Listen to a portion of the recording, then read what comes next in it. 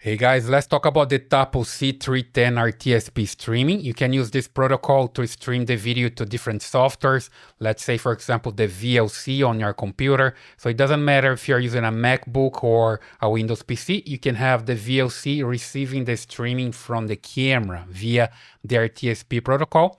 Okay, so just come here to your camera and see that I have my camera already working, the Tapo C310. I'm assuming that you have working on your cell phone as well. And then here you can come to the advanced settings and enable the account. That's a local account, okay? It's different from the account that you have with Tapo, with the cloud. So you just come here to the account and create now. Here's the RTSP protocol. You can just read the explanation on how it works and just hit here, understand and agree. And here you can just insert username here, Tapo admin. You can use any username that you want, and a password here. Let me just do this: 1 2 3 4 5 6 7 8. A simple password. Create, and just come back and take a look here on the IP of the camera. Okay, so here I have the network connection. I just need to check if I have the computer connected to the same Wi-Fi. And also I can come and check the device info and check the IP. I'm gonna use this IP here for the configuration, okay? And then I'm good to go. So back here on the computer, I just come to the VLC player.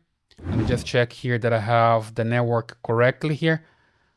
I'm using the correct network. My Wi-Fi-24 is the same that I'm using here for the camera. Then I come to the VLC file, open network, and I'm gonna use this URL, RTSP : / the camera's IP. In my case here is the 10.0.0.68. I got this from the camera. And I just use here another slash and stream 1, okay? And hit open, wait for it to load. Let me just mute here because it sends video as well, right? So it's basically streaming here directly from the camera using the RTSP protocol. So this camera doesn't have a PTZ control, but if you have a camera with PT control, and you cannot control from here because this is just a streaming using the real-time streaming protocol or the RTSP, okay?